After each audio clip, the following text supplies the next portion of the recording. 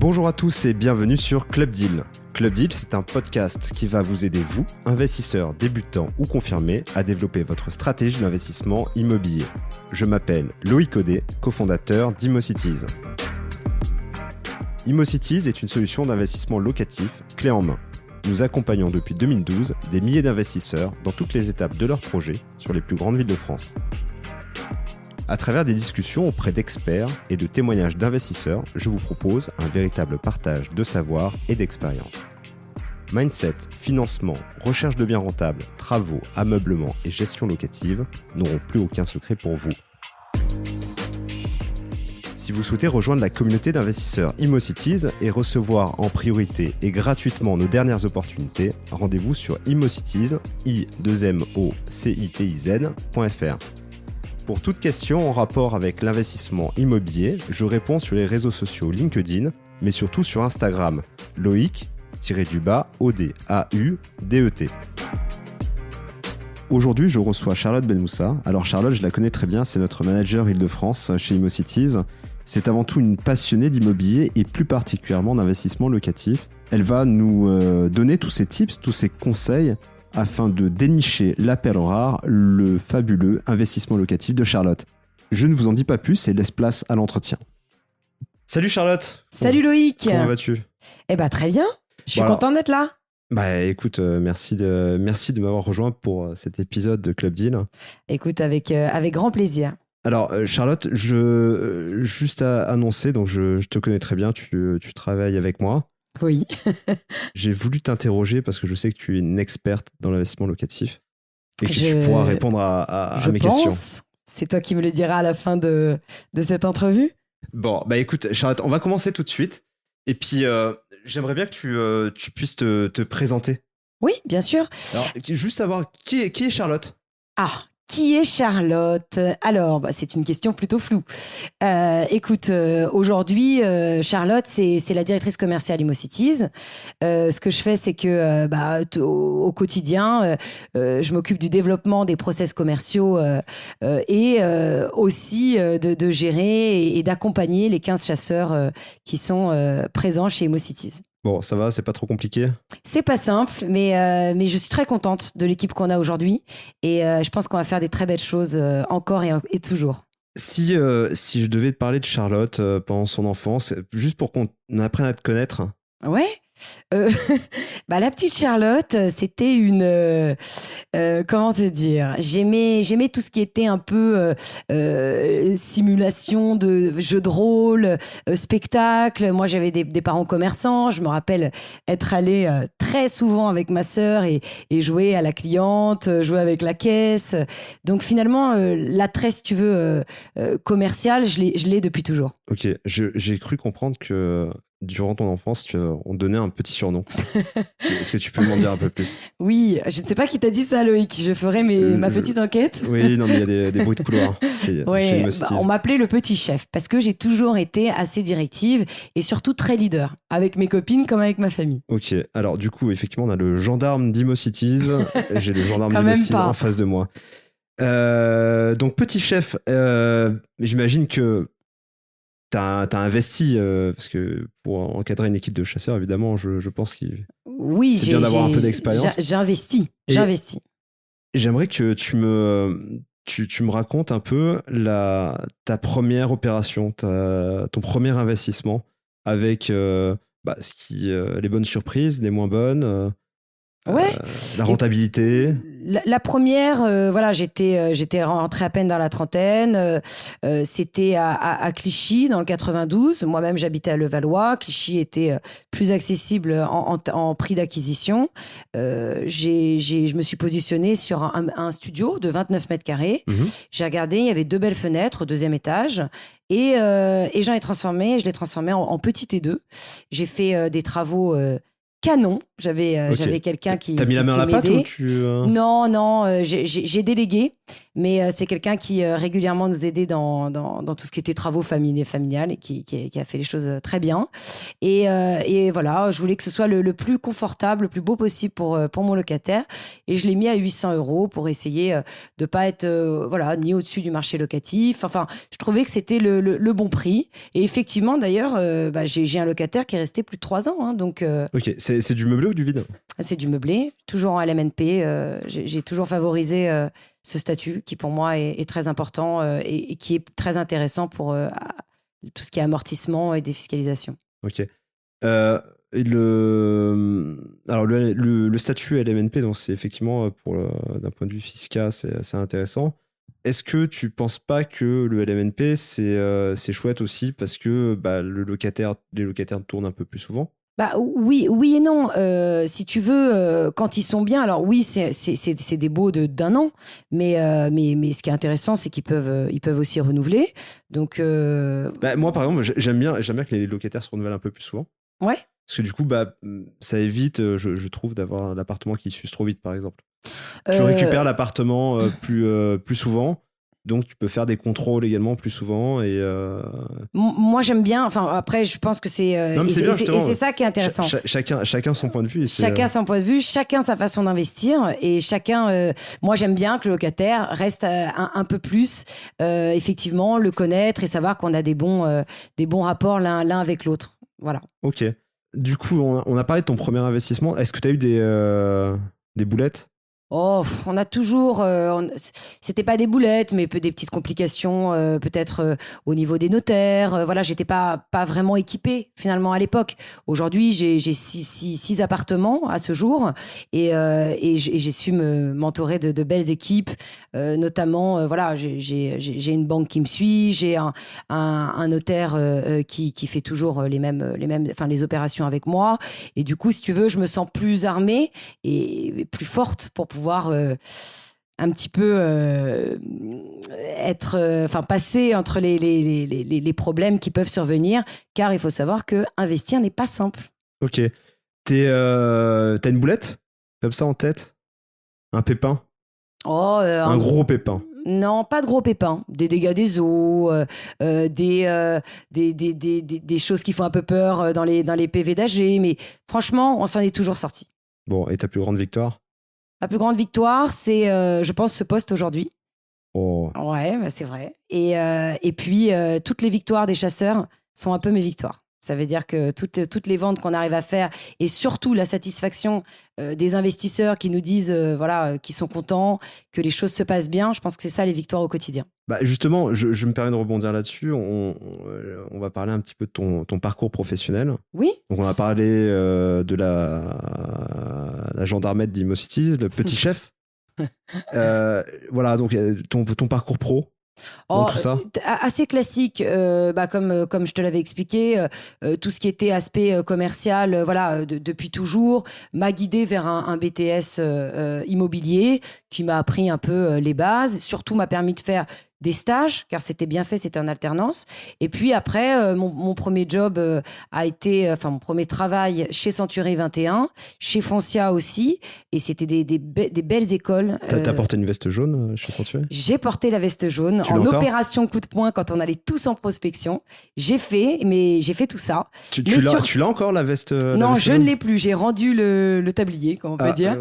J'aurais bien aimé voir une photo quand même. Mais peut-être que je pourrais retrouver une photo. Mais surtout, ce qui était intéressant, vraiment, et ce que j'en retiens de ces expériences, c'était toutes les trames qu'a pu m'apporter ces grands réseaux, des trames toutes en termes d'outils visuels, de prospection et d'approche finalement vis-à-vis de l'acquéreur, du client et même des vendeurs. Ok. T'as fait des belles opérations? T'es plus dans la résidence principale ou déjà un peu dans l'investissement locatif? Non, c'était vraiment de la résidence principale.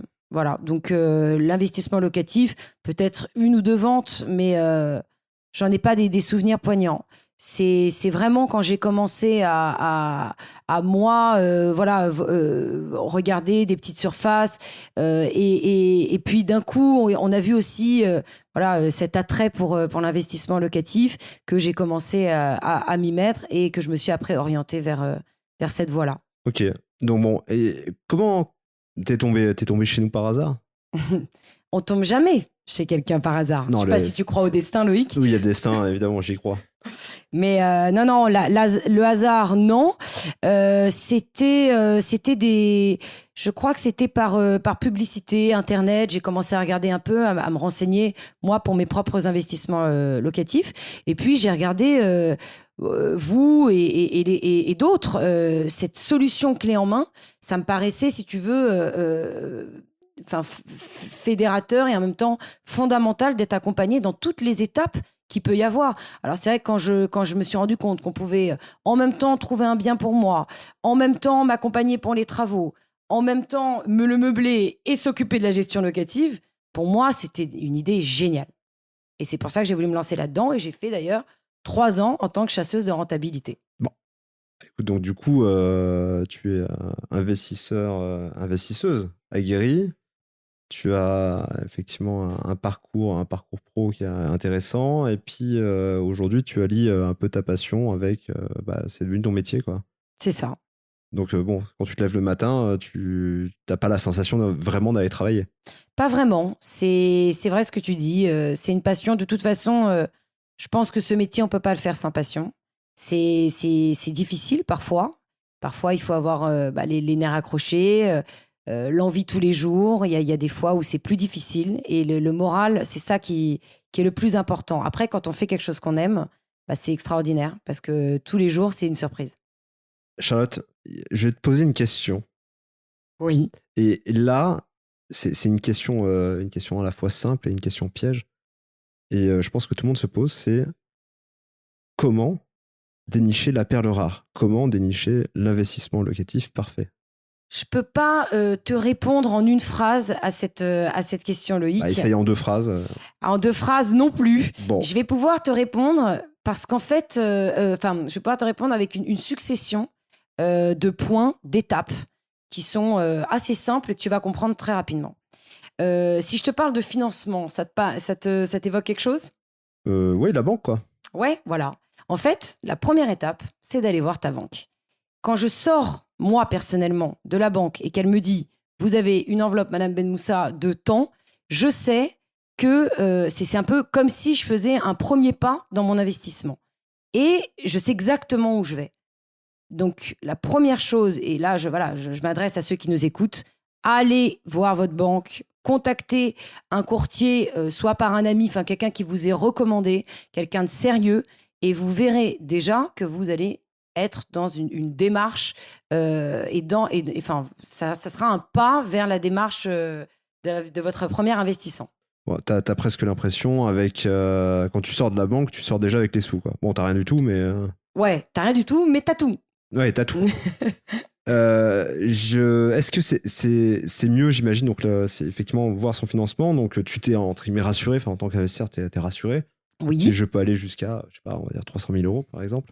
Ouais. Est-ce que vaut mieux sortir avec une lettre de confort? Parce qu'au moins, tu sors avec un écrit, j'imagine que ça te sert un peu. C'est ça. Moi, je demande 2 choses, une simulation financière et une lettre de confort. La lettre de confort m'aidera si je dois faire passer, comme on le disait, une bonne affaire et si le prix d'acquisition est vraiment intéressant. À ce moment-là, donner une lettre de confort pour rassurer le vendeur et qu'il ait envie de pouvoir faire passer mon offre. Déjà, c'est la première chose. Et puis ensuite, de savoir qu'on est financé. Ça nous permet aussi, peut-être dans un second temps, de pouvoir faire une offre sans conditions suspensives, puisqu'on sait que son prêt sera accepté. Ok. Bon, après, il peut y avoir des pépins de parcours, mais effectivement, le risque est moindre. Tout à fait. Et puis, c'est rassurant pour nous, pour le vendeur, et tout le monde avance très sereinement. Ok. Donc, je valide mon financement, c'est bon, j'ai été voir ma banque, elle m'a dit, c'est bon, Loïc, tu peux y aller, 300 000 euros, pas de problème. Qu'est-ce que je fais ensuite, Loïc? Je fais quoi après? Ah, voilà, c'est ça la question. Donc, je vais sur Se Loger, je vais sur Le Bon Coin, je vais sur PAP, je mets mes alertes, ça marche pas. L'idée, c'est ça. C'est que je pense qu'on ne peut pas, on n'y arrive jamais vraiment seul. Ça, c'est quelque chose qu'il faut intégrer. Et quand on l'a compris, il y a quelque chose qui est très important, c'est le réseau. Le réseau, c'est quoi? Le réseau, c'est l'avocat, le notaire, l'agent immobilier, celui qui me permettra d'accéder à cette opportunité. Les alertes, on en a parlé, Loïc, mais tu sais, se loger aujourd'hui et tous les sites que tu viens de donner, il faut savoir une chose, 80% des biens que tu vas trouver sont déjà vendus. Les bonnes opportunités ne se trouvent pas sur ces sites. Bon, là, je suis assez d'accord. Je suis assez d'accord, effectivement. Sur ce loger, je tombe souvent sur des agents immobiliers, donc je les appelle, ils me disent pour un bien. Alors déjà, quand je parle du bien en question, l'impression qu'il y a 800 coups de fil qui sont passés par là, ils sont plus de toute fraîcheur. Et effectivement, soit ils sont déjà vendus, soit c'est compliqué, et des fois j'entends même des trucs, mais des trucs qui me font halluciner, d'ailleurs je vais le dire. Il y a des agents immobiliers qui me disent clairement, voilà, écoutez, j'ai X personnes sur ce bien-là, on a X offres prix, on va jouer la surenchère. Et ça, bon, déjà, faut le dire, ça se fait pas. Ah non, mais c'est complètement illégal. C'est illégal. Loïc. Mais du coup, effectivement, donc, je pense qu'à mon avis, pour trouver un bon investissement, se loger Le Bon Coin et PAP. Alors, PAP, on peut en parler un petit peu. Oui, mais c'est très difficile. On a des particuliers qui, eux, ne comprennent pas trop la démarche déjà d'investissement locatif, qui mettent beaucoup d'affect dans leurs biens. Donc parfois, c'est compliqué pour eux de pouvoir vraiment se lancer avec un investisseur et de comprendre cette démarche. Après, encore une fois, mettez toutes les chances de votre côté. Si vous avez envie voilà, de créer toutes ces alertes, allez-y. Mais pour moi, aujourd'hui, c'est une perte de temps. Le marché qui est le plus intéressant, c'est celui qui est en off-market. Ok, alors du coup, off-market, tu m'as parlé d'agents immobiliers, tu m'as parlé de notaires, tu m'as parlé d'avocats. Si je dois faire un choix, je priorise quoi Écoute, priorise, si tu n'as pas les contacts de notaire ou d'avocat, priorise le truc qui est plus simple. Tu descends en bas de chez toi, ou en tout cas, tu vas dans la zone qui t'intéresse, et puis tu fais les agences immobilières, et tu le dis, voilà, je recherche ça, tu donnes tes critères très précis, et surtout, tu donnes envie à la personne de t'appeler off-market. Qu'est-ce que tu vas lui dire? Tu vas lui dire que tu as un financement qui est validé. Ok, alors attends, je résume. Bonjour, je m'appelle Loïc Audet, Oui.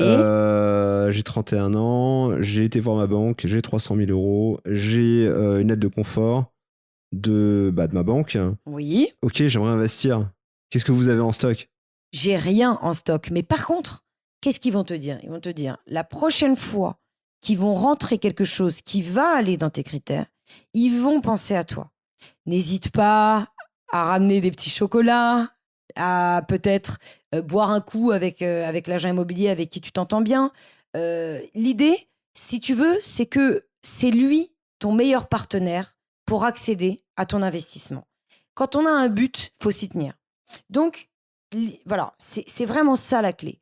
Tu donnes tes critères, t'expliques ce que tu veux et tu crées un lien qui sera suffisamment fort pour que la personne ait envie de te rappeler en off avant même qu'elle le mette en ligne ou qu'elle ait rappelé sa propre base. Donc, Ok. tu seras le premier. Bon. Du coup, on va rester sur le 92. Justement, moi, j'arrive avec mon enveloppe de 300 000 euros. Donc, j'imagine que j'ai pas 300 000 euros pour mon bien. Il y a les frais de notaire à enlever, il y a certainement des travaux, il y a, je sais pas, du mobilier déjà. En gros, qu'est-ce que je donne comme critère? Eh ben, écoute, c'est Est-ce très... que c'est important que je donne une surface? Est-ce qu'au final, mon budget conditionne un peu la surface du bien? Alors, les critères que je donnerais, comme tu l'as dit, effectivement, c'est la surface, le budget, donc avec toutes les choses qui sont venues se soustraire, et éventuellement les critères peut-être de recherche que j'ai, en sachant qu'en investissement locatif, Loïc, ce qui est bien, c'est d'être quand même assez ouvert sur les critères. On va prendre un exemple. Si par exemple, je suis sur... Alors, regardons les 300 000 euros. Donc, du coup, on va partir du principe, j'enlève un peu de travaux, de frais de notaire, etc. Il me reste un 220 000 euros. 220 000 euros. Voilà. Moi, ce que je vais dire à l'agence, c'est que je suis ouvert sur un rez-de-chaussée jusqu'au 6e, même sans ascenseur. Pourquoi je dis ça? Parce que si j'ai un ascenseur, un gardien, à ce moment-là, les charges de copropriété vont être bien plus élevées. Alors qu'en investissement locatif, ce qu'on veut, c'est qu'il y ait des charges qui soient les plus faibles. Oui, les plus basses possibles. Les plus basses possibles. Effectivement, au niveau du chauffage, je préfère l'individuel parce que c'est le locataire qui qui s'autorégule, donc qui règle sa facture directement c'est exactement à ça. son fournisseur d'électricité. L'ascenseur, effectivement, c'est une dépense qui est très bonne en résidence principale. Ça sert pour les courses, etc. Mais par contre, effectivement, l'investissement locatif, la problématique, c'est que c'est un outil qui tombe souvent en panne, qui se met à jour. Enfin, en tout cas, il y a souvent et qui coûte cher. Et qui coûte cher. Et le locataire, alors, c'est vrai que quand on parle d'investissement locatif, on s'adresse toujours à la même cible, à savoir étudiants et jeunes actifs. Les étudiants et jeunes actifs n'ont pas de problème. C'est pas un frein pour eux d'aller au 5e ou au 6e sans ascenseur. Et des rez-de-chaussée, parfois, nous, on nous en demande. Donc, à partir de là, il faut être ouvert sur les critères et ne pas être trop exigeant parce que sinon, on va se retrouver avec des charges qui sont trop élevées et on n'arrivera pas à avoir de rentabilité. Oui, donc du coup, t'as des années de construction préférées. Est-ce que tu es plus dans début du XXe siècle, donc 1900, 1950? Voilà, j'adore de 1900 à 1950. Moi, c'est mes années de prédilection. Après, encore une fois, chaque personne a sa façon d'investir. Et c'est là où je rebondis aussi, Loïc, sur la façon d'investir. Alors, ce qui est important pour bien comprendre... Trouver ta perle rare. Pour trouver ta perle rare, ce qui est important, c'est de déterminer quel genre d'investisseur tu es. Est-ce que tu es un investisseur qui veut du patrimonial, quelque chose que tu pourras un jour peut-être donner à tes enfants, ou qui veut juste se constituer un patrimoine à long terme, ou est-ce que tu es cette espèce de serial investisseur qui est... limite marchand de biens, quoi. Voilà, limite marchand de biens, oui, qui veut vraiment un investissement pur et dur, avec de la rentabilité et qui vise le cash flow neutre ou, crème ou cerise sur le gâteau, le cash flow positif. La crème de la crème. La crème de la crème. Et c'est ce genre d'investisseur d'ailleurs qui recommence chaque 6 mois ou chaque année. Alors, quand tu as déterminé quel genre d'investisseur tu es, c'est là aussi où tu peux savoir où aller cibler ou dénicher ce que tu cherches. L'investisseur patrimonial, il faudra qu'il aille sur des villes qui sont plus installées, qui sont déjà connues, installées. Si on est en Île-de-France, alors on va parler pour l'Île-de-France parce que c'est ce que tu connais le mieux. Donc moi je suis middle, c'est-à-dire je suis pas un investisseur qui prend trop de risques, mais en même temps je cherche une renta qui est quand même correcte.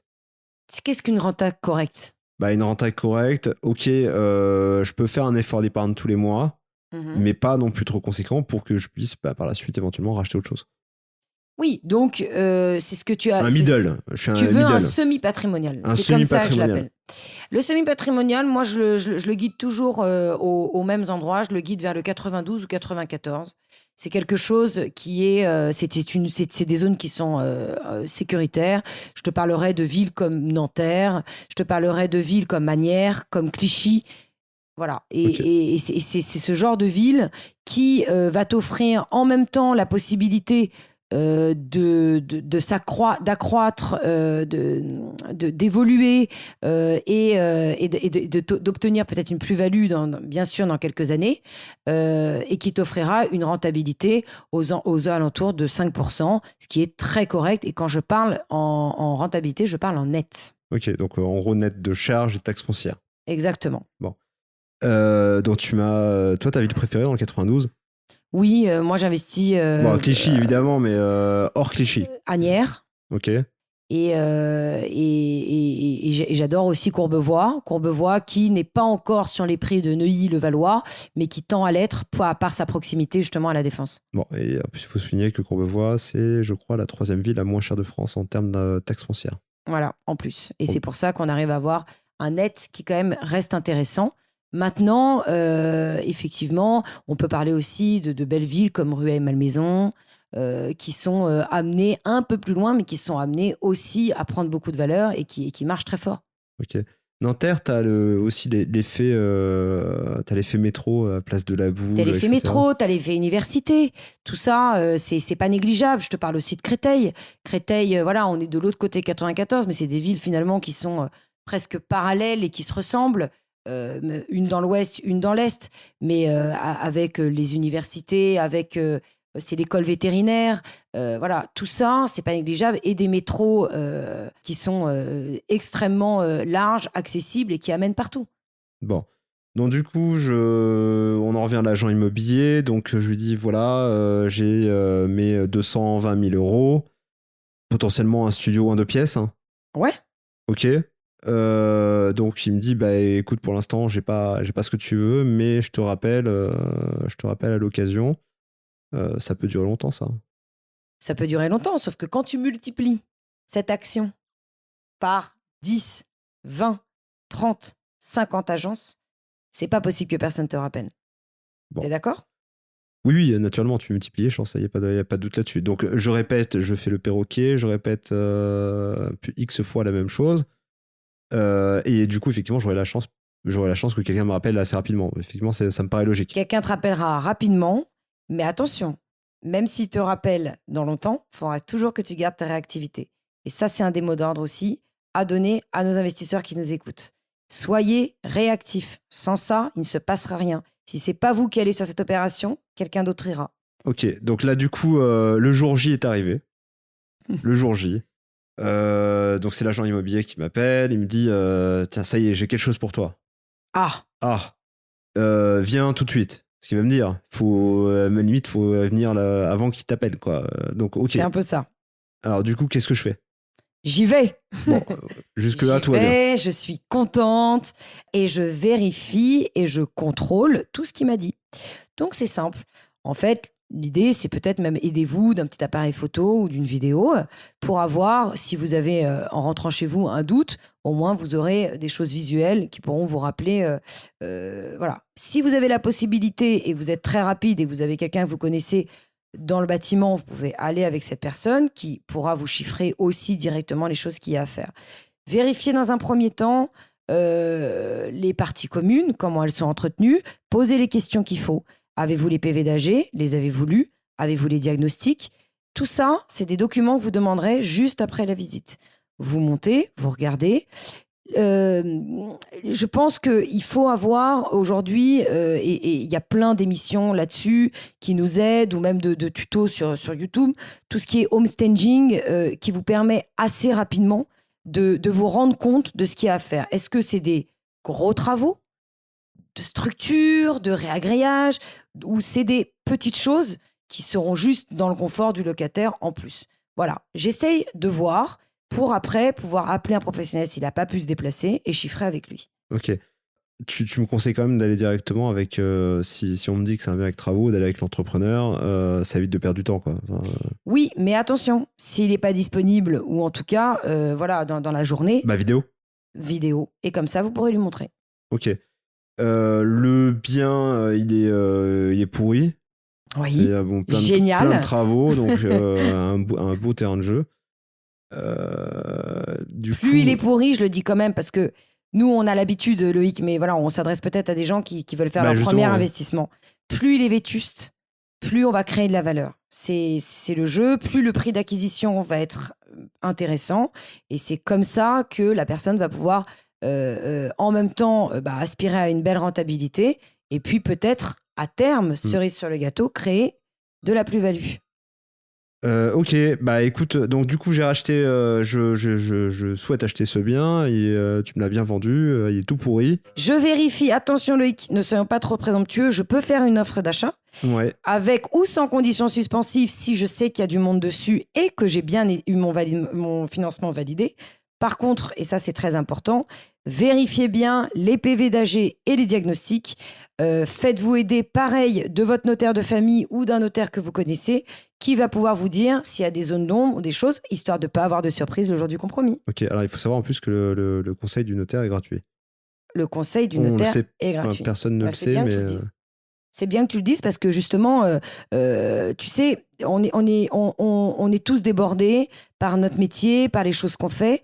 Mais moi, j'aime bien me dire que chaque spécialiste a sa spécialité. Je suis comme ça. Quand je vais voir un médecin et voilà et que j'ai mal à l'oreille, je vais pas voir un médecin généraliste, je vais voir un ORL.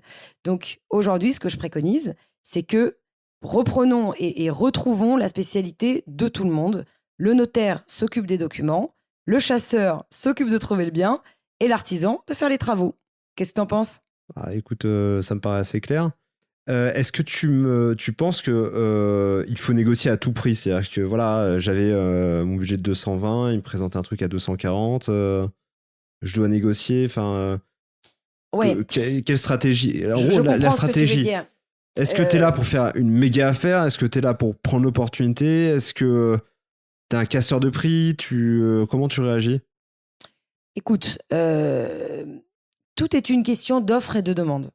Si demain tu me dis que c'est un bien où je sais, j'ai vu des visites, où l'agent immobilier en qui j'ai confiance me dit que bah, il a 7 visites derrière et que le prix est bon puisque j'ai fait moi-même mon étude de marché, je sais que le bien partira au prix du marché. Donc du coup, ce qu'il faut que je fasse, avant tout, c'est aller au prix sur cette opération. Par contre, si je le trouve un peu cher, si je sais et je sens qu'il est depuis un moment pas sur le marché, mais que on sent, tu sais, il y a un feeling particulier aussi quand on va voir. On sent si l'agent immobilier est très sollicité, il nous le dit aussi. Peut-être que c'est un bien qui a plus de mal à se vendre. Alors, ce que je préconise, c'est qu'on attende. Parfois, il faut être très patient parce que en quelques semaines, quelques mois, les choses peuvent changer et le vendeur peut voir les choses différemment et nous amener à finalement avoir la négociation qu'on voulait depuis le début. Moi, j'ai une question que je pose automatiquement en début de visite. Mhm. La question, elle est super simple et selon la réponse, ça va diriger si oui ou non il y a une négociation qui est possible. Pourquoi les vendeurs vendent? Ah, bah tu connais la théorie des 3D. Bah vas-y, je t'écoute. En fait, les vendeurs, la plupart du temps, soit déménagent, soit il y a eu un décès, soit ils divorcent. Et en fait, c'est une des 3 raisons, la plupart du temps, pourquoi les vendeurs vendent. Bon, il n'y a pas que ça, bien entendu, mais en gros, ce que tu es en train de me dire, c'est que les 3D peuvent potentiellement donner du poids pour négocier si... alors, le malheur des uns fait le bonheur des autres, c'est malheureux. C'est un peu ça, ouais, tout à fait. Après, faut pas trop s'appuyer là-dessus, mais je vois ce que tu veux dire. C'est sûr que quelqu'un qui veut partir vite, tourner la page, sera peut-être plus enclin à être ouvert à la négociation. Il y a aussi autre chose par rapport à la négociation, Loïc, c'est si j'ai une offre sans condition suspensive et que je suis amené à pouvoir la faire, j'ai la possibilité aussi de dire je me déleste de la condition suspensive. Par contre, je souhaiterais avoir une petite négociation sur le prix. Et ça, très souvent, ça marche. Ok, ouais, donc ce qu'on appelle la sécurité, le prix de la sécurité. Le prix de la sécurité. Le prix de la sécurité, d'aller au bout après 10 jours de Et parfois, rétractation, vous êtes sûr, vous pouvez passer à autre chose. Et voilà. Et parfois, on est étonné, effectivement, de savoir jusqu'où sont prêts à aller les vendeurs pour cette sécurité. Moi, je regarde aussi un truc. Je regarde, bon, effectivement, le bien en lui-même qui me dit énormément de choses. En fait, des fois, les vendeurs sont pas là. L'agent immobilier est pas forcément très bavard, mais le lieu en lui-même me donne beaucoup d'indications. Alors, est-ce que c'est extrêmement bien rangé? Est-ce que c'est un peu vieillot? Tu ne deviendrais pas un peu philosophe, psychologue? Non, mais c'est de la psychologie. Ça me permet de. Mais c'est ça, exactement. Ça me permet de négocier, savoir où je suis. L'empathie, la psychologie, c'est des choses dont a besoin un bon investisseur. Du coup, admettons, donc effectivement, on s'est positionné sur le bien. Du coup, je sentais qu'il y avait du monde derrière. J'avais pas mes 3D. L'appartement était vide, j'ai rien pu voir. Alors, le seul truc que j'ai vu, c'est qu'il était défoncé. Donc plein de travaux. Voilà, donc je me positionne sur le bien au prix, sans condition suspensive. Je dis à l'agent d'arrêter les visites. Tu demandes, tu supplies l'agence d'arrêter les visites. Tu lui dis que c'est vendu. C'est vendu, et tu merci. attends l'offre contre-acceptée du propriétaire. Bon, à la limite, il faut se balader avec l'offre sur soi. C'est un peu ça, ouais. C'est un peu ça. Aujourd'hui, le marché est tellement tendu et les biens sont rares qu'effectivement, si tu as une offre toujours sur toi, au moins, t'es paré. Ok, donc toi, quand tu pars en voiture, ton constat est une offre d'achat, quoi. Toujours. Bon, bah, t'as bien raison. Je sais pas si c'est un danger public ou pas, mais...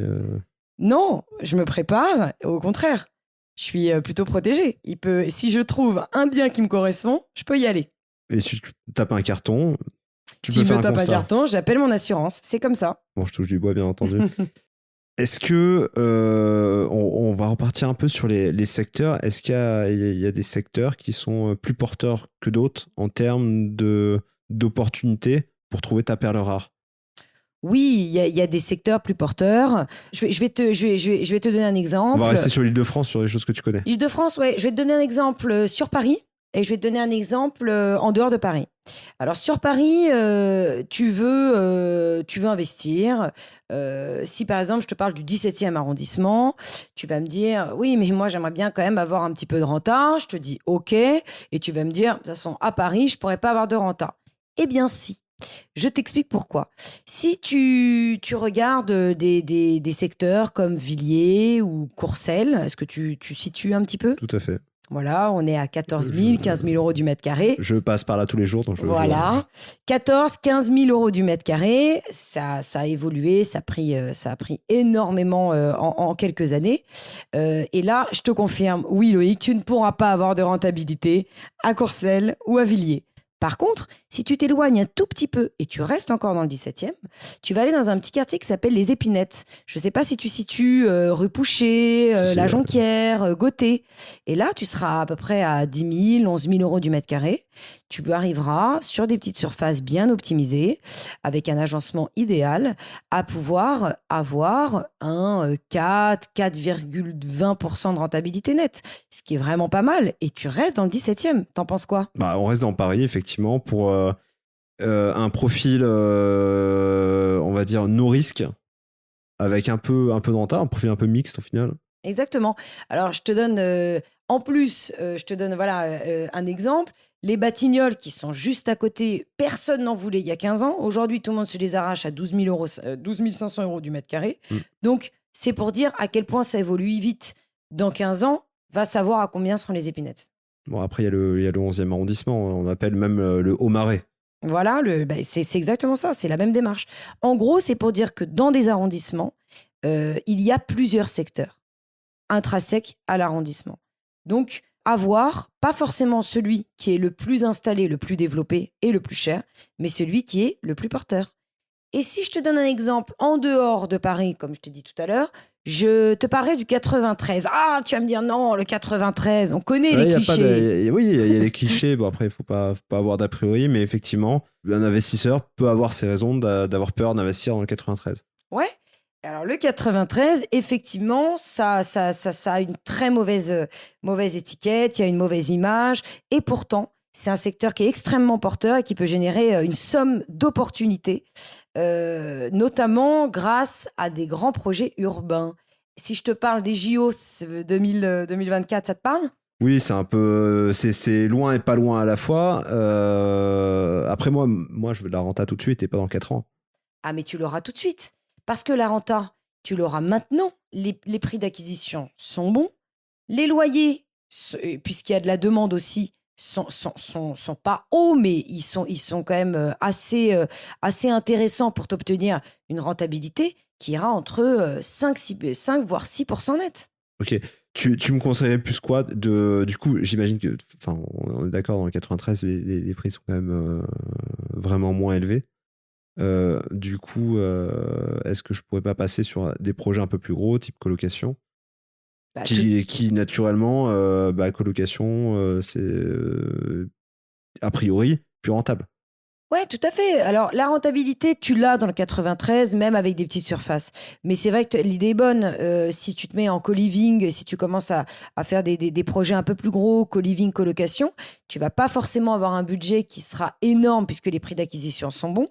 Et en même temps, tu vas avoir une renta là qui dépassera largement les 6% et qui sera totalement cohérente puisque, encore une fois, on s'adressera à des étudiants jeunes actifs qui seront contents parce que la zone, la ville qu'ils auront choisie sera bien desservie et c'est amené à évoluer de plus en plus. Allez vous balader à Aubervilliers, à Saint-Denis. Aujourd'hui, je peux vous dire que ce n'est pas les mêmes villes qu'il y avait il y a 15-20 ans. Donc c'est un conseil qu'on donne à des investisseurs qui souhaitent investir en Île-de-France. Le 93, c'est quelque chose qu'il faut regarder. Il faut regarder. Moi, je suis allée me balader là, il y a pas longtemps. Je ne sais pas si tu y es allé, toi, Loïc, récemment à Saint-Ouen. Bah, c'est Paris. Pour moi, c'est Paris. Saint-Ouen, c'est Paris. Mais il y a quelques temps, ça avait une image qui n'était pas forcément très positive. Si tu vas... comme Clichy à l'époque. Comme Clichy, il y a 10-15 ans, qui était vraiment... tu avais le Levallois et Clichy, quoi. C'est ça. Deux salles de ambiance. Va te balader au bord de Seine. Il y a des constructions dans tous les sens sur Saint-Ouen, juste en face justement de Saint-Denis-Pleyel. Tout est lié avec le Grand Paris, les JO 2024. Ça se prépare d'une façon phénoménale et tu vas pas reconnaître le Saint-Ouen que tu avais connu peut-être il y a quelques années. Charlotte, merci pour tous ces conseils qui, j'en suis sûr, serviront aux futurs investisseurs. J'espère. Est-ce que, pour finir, tu pourrais nous faire un petit résumé de tout ce qu'on vient de se dire? Tout à fait. Le petit résumé, il tient en 4 points. Le financement, le réseau, la localisation et la négociation. J'ai même envie de rajouter un 5e point. Surtout, ne pas oublier de se faire plaisir. Oui, faites-vous plaisir avec un investissement locatif. Et puis, si vous n'en avez pas ni le temps ni l'envie, alors déléguez. Merci Charlotte. Merci à toi. Cet épisode est maintenant terminé. Merci de l'avoir écouté jusqu'au bout. Si vous avez aimé son contenu, n'hésitez pas à parler de Club Deal autour de vous et à commenter et me laisser une note 5 étoiles. Ça m'encourage énormément et me permet de remonter dans les classements iTunes. Si vous avez des questions, des remarques et des idées de sujets auxquels vous aimeriez participer, vous pouvez m'envoyer un message via Instagram, Loïc-OD, AUDET. Il ne me reste plus qu'à vous souhaiter une excellente semaine pleine d'opportunités rentables et à bientôt sur Club Deal.